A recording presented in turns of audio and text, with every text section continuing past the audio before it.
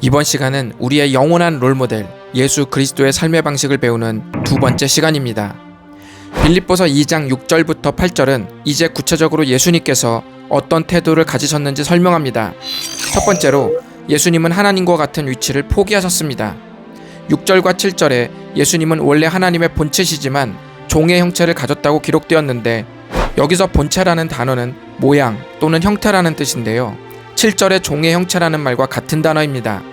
이 말은 예수님께서 하나님의 본질로 계셔서 하나님과 동등하심에도 불구하고 이 동등함을 반납하신 두 가지의 모습으로 동시에 존재하고 계시다는 뜻입니다. 때로는 자신이 가진 모든 위치를 내려놓는 것이 끝까지 그 자리를 집착하는 모습보다 더 그 자리에 걸맞는 모습일지도 모릅니다. 아이들에게 생선의 몸통을 양보하는 어머니의 모습은 오히려 어른이니까 마땅히 더 대우를 받아야 한다고 집착하는 모습보다 더 어머니스럽다는 말입니다. 두 번째로 예수님은 하나님과 동등하기를 포기하고 사람들과 같이 되셨습니다. 7절에 자기를 비웠다는 말은 예수님 자신이 가지고 있는 신성의 일부를 자발적으로 사용하지 않았다는 말입니다. 사람의 형체라고 하지 않고 종의 형체라고 하신 것은 예수님께서 이 땅에 무엇을 하셔야 하는지를 정확하게 알려주는 표현입니다. 예수님은 십자가를 져야 하는 사명 앞에서 종으로서 완전한 순종을 보여주셔야 하는 분이십니다. 그래서 사람들과 같이 되셨습니다. 사람의 모습은 예수님께 있어서 구원 사명을 위한 모습으로서 어떤 면에서는 사람과 구별되는 하나님이시고 어떤 면에서 동일한 사람이라는 것을 나타내주는 말씀입니다. 어떤 분은 그리스도인들이 복음을 전하기 위해 세상 사람들과 같이 되어야 한다고 말하는 분들이 있습니다. 같이 술도 먹어봐야 하고 같이 담배도 펴봐야 한다고 말합니다. 물론 아주 특수한 경우에 그래야 할지도 모르겠습니다. 하지만 예수님이 사람들과 같이 되셨다는 적용의 핵심은 우리가 비그리스도인들의 경험을 그대로 해봐야 한다는 뜻이 아니라 복음을 전하기 위한 도구가 되어야 한다는 의미에서 세상과의 문턱을 낮추는 자세를 가져야 한다는 뜻입니다. 고난과 아픔을 공감하고 일상의 문제를 서로 인정하며 함께 고민하면서 헤쳐나가는 친절한 모습은 비그리스도인으로 하여금 그리스도인들이 더 그리스도인다움을 느끼게 함과 동시에 또한 자신들과 다르지 않음을 느끼게 만드는 감동을 줄 것입니다.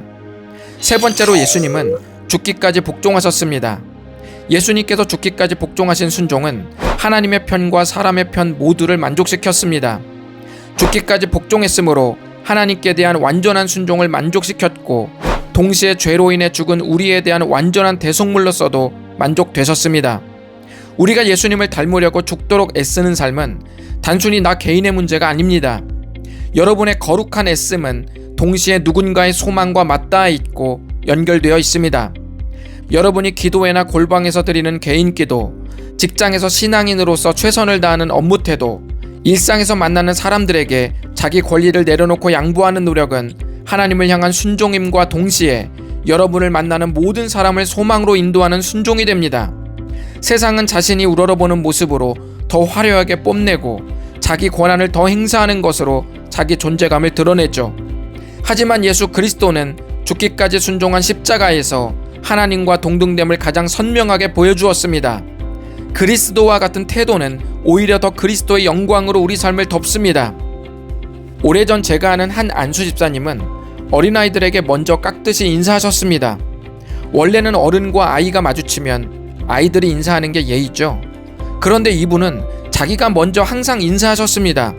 세월이 지나 저를 포함하여 그분을 기억하는 많은 이들은 그분을 진정한 어른으로 여기고 있습니다. 보십시오. 인사를 받아야 하는 위치를 기꺼이 포기했다고 해서, 어린아이와 같이 깍듯이 인사했다고 해서, 그리고 겸손한 그리스도인의 자세를 끝까지 순종했다고 해서 그분이 낮아졌나요? 더 무시를 받았나요? 그렇지 않습니다. 톰 라이트는 예수님이 죽기까지 순종한 십자가에서 진짜 하나님의 하나님 되심을 보여주었다고 역설했습니다. 포기하거나 내려놓는 삶은 자기의 것을 잃는 삶이 아닙니다. 그리스도를 닮는 삶은 자신을 되찾는 삶입니다.